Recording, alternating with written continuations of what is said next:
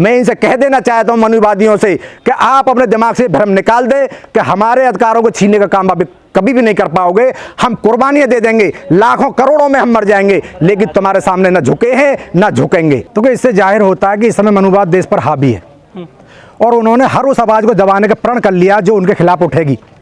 यहाँ बहुजन समाज एक प्रण लेने वाला था, प्रेरणा लेने वाला था कि हमें अपने समाज को जगाना है और अपने खोए अधिकारों को प्राप्त करना है। उससे सरकार डरी हुई थी, उस डर की वजह से हमें परमिशन नहीं दी गई है और हम देखते हैं कब तक इस तरह की हमें परमिशन नहीं मिलेगी। और हमें इस चीज़ का भी थोड़ा संज्ञान लेना पड़ेगा कि हमें इस चीज़ की परमिशन नहीं लेनी चाहिए थी, प्रशासन के पास नहीं जाना चाहिए था। हम कब तक डरों में जिएंगे। अभी ये सहारनपुर में गुजरों ने जो अभी यात्रा अभी सम्मेलन किया था बहुत बड़ा, उन्होंने क्या परमिशन ली थी? उन्होंने एक वहाँ पे गुजर समाज के लोगों ने एक बहुत अच्छी बात कही थी कि जो परमिशन लेने जाते हैं वो कमज़ोर लोग लेने जाते हैं। तो क्या हम गुजरों से भी ज़्यादा कमज़ोर हो गए? हमारा समाज देश में सबसे ज़्यादा संख्या में माना जाता है और सबसे ज़्यादा हम सरकार पे हमेशा हम हावी रहते हैं और हर उस आवाज़ को उठाते हैं जो हमारे खिलाफ जाती है। शायद और कोई और अन्य धर्म जातियों के लोग बेशक सरकार से डरते हो, हम नहीं डरते उस सरकार से। हमारे अधिकारों को छीनने का जो काम करेगी हम उसकी ईंट से ईंट बजाने का काम करेंगे। हम बिल्कुल नहीं डरने वाले। और आज मैंने जो हमारे जो वीर सपूत जो हमारे आरक्षण को बचाने के लिए, हमारे अधिकारों को बचाने के लिए देश की जो उन्होंने कुर्बानियाँ दी थी, हमें उनके पास बिल्कुल भी परमिशन लेने नहीं जाना चाहिए था।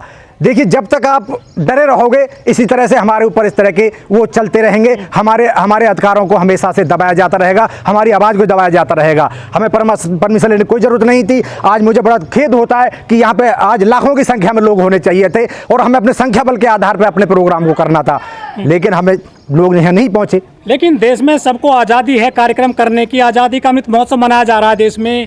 क्या दलितों को आज़ादी नहीं है कार्यक्रम करने की देश में? देखिए, दलित जो हमेशा ही सरकार की आंखों की किरकिरी रहे और जितना आक्रमण हमारा जो समाज इस मनुवादी सरकार पे हमेशा हावी रहा है और इनकी कभी भी गुलामी स्वीकार नहीं की है, उससे घबराई हुई सरकार नहीं चाहती कि हम इनको किसी भी प्रोग्राम को करने की इजाज़त दें।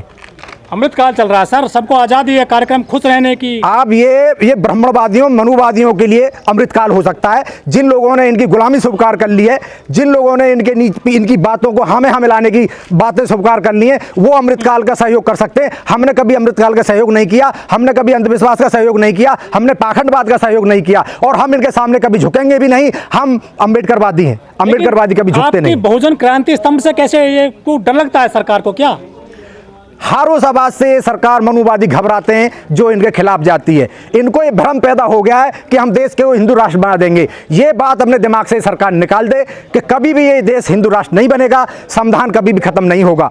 हम अपने हक अधिकारों के लिए इसी तरह से लड़ते रहेंगे। आज जब बाबा साहब ने हमें अधिकार दिए थे तो उन्होंने हमें यही संदेश दिया था कि मेरे कारमा को आप अगर यदि पीछे आगे नहीं ले जा सकते तो इसे पीछे भी लेकर नहीं जाना। तो हमें हमारी जिम्मेदारी बनती है कि हम उस कारमा को यथावत बनाए रखें और कोशिश करें कि हम उसको आगे लेके जाएं। लेकिन जहाँ बहुजन क्रांति स्तंभ ये स्थापित किया गया है तो पर्सनल प्रॉपर्टी है, कुछ सरकारी जो प्रॉपर्टी नहीं है। ये देखिए, हमें वहाँ पे उनसे हमें परमिशन लेने की कोई ज़रूरत नहीं थी। ये हमारा पर्सनल प्रोग्राम था। यहाँ कोई हमारा ये बहुत बड़ा ऐसा नहीं था कि इससे सरकार घबरा के हमें परमिशन नहीं देगी। तो इससे जाहिर है कि सरकार के इशारे पर जो चल रहा है वो नहीं चाहते कि हमारे खिलाफ कोई आवाज़ उठे। यहाँ पर सारा बहुजन मीडिया आता, सभी बहुजन समाज के लोग आते, ये सरकार के खिलाफ शपथ लेते, प्रण लेते, उससे घबरा के इन्होंने हमें अनुमति नहीं दी है। मैं कभी सरकार के जुल्मों से, जाति से कभी नहीं डरा और नहीं डरूंगा। इन क्रांतिकारी वीरों ने इस सत्ता को ललकारा है, इन क्रांतिकारी वीरों ने इस सत्ता को ललकारा है। उसको कैसे लुट जाने दें, उसको कैसे लुट जाने दें जो अधिकार हमारा है। इन क्रांतिकारी वीरों ने सत्ता को ललकारा है। सत्ता में आकर हमें डराते, सत्ता में आकर हमें डराते, हम पर ही अत्याचार कराते, हम पर अत्याचार कराते। अरे भाइयों बहनों मिलकर आओ, भाइयों बहनों मिलकर आओ, वक्त ने तुम्हें पुकारा है। इन क्रांतिकारी वीरों ने इस सत्ता को ललकारा है। उसको कैसे लुट जाने दूं, उसको कैसे लुट जाने दूं जो अधिकार हमारा है। इन क्रांतिकारी वीरों ने इस सत्ता को ललकारा है। अरे इन वीरों को नमन करो तुम, इन वीरों को नमन करो, मन में अपने प्राण करो तुम, इन वीरों को नमन करो। यादों में इनकी आते रहेंगे, याद में इनकी आते रहेंगे, ये तो सम्मान हमारा है। इन क्रांतिकारी वीरों ने इस सत्ता को ललकारा है।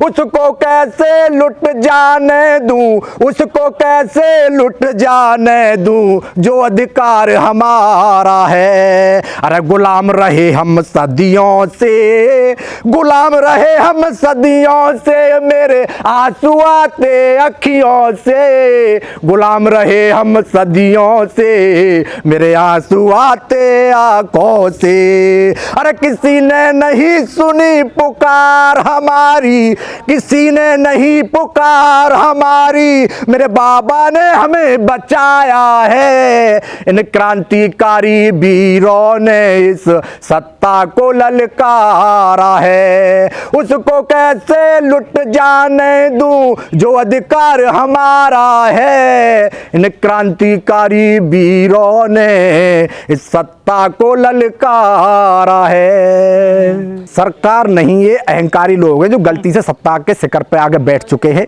इनकी सारी रणनीति पहले से स्पष्ट थी, साफ थी। इन्होंने हर प्रोग्राम पहले से बना के रखा हुआ था। जैसे ही हम सत्ता के शिखर पे आएंगे, यहाँ पे अल्पसंख्यकों को, दलितों को, आदिवासियों को, सबको डराया जाएगा, उनको गरीब कंगाल किया जाएगा, उनकी शिक्षा को छीना जाएगा, उनको रोजगार को छीना जाएगा। जब इतनी तरह से कमजोर हो जाएंगे तो इनको हम टुकड़ों में रोटियां देंगे। भूखी प्यासी जनता रोटी मांगेगी, अधिकार की बात कभी नहीं करेगी। इस तरह की इनकी सोच पैदा होगी दिमाग में। और आज हम पहुंचे बुलंदशहर के स्याना गांव में। जी हाँ, आप जिस तरह से मेरे पीछे देख पा रहे होंगे, बहुजन क्रांति स्तंभ है। ये स्तंभ कोई ऐसा वैसा स्तंभ नहीं है साथियों। अगर इस स्तंभ को आपने देखा होगा तो कहीं ना कहीं ये स्तंभ आपको याद दिलाएगा भीमा कोरेगांव की। जी हाँ, भीमा कोरेगांव का इतिहास आप सभी भूले नहीं होंगे।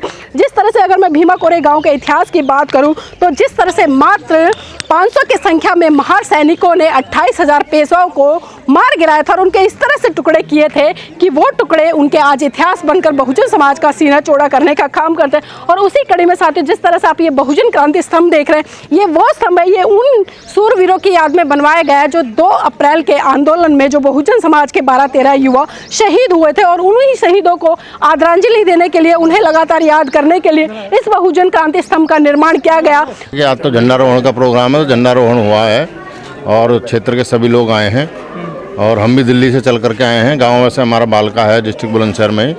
और यहाँ जो है, यहाँ के IPS अधिकारी रहे हैं माननीय देवी सिंह अशोक साहब, उनके संरक्षण में उनके बेटे हैं BP अशोक जी, और हमारे किशन स्वरूप जी हैं, रूपराम जी हैं। इन सब के संरक्षण में कई हज़ार लोगों के सहयोग से ये आज विश्व अपने यहाँ एक धरोहर बनाई है अपने जो बच्चे शहीद हुए हैं उनके लिए।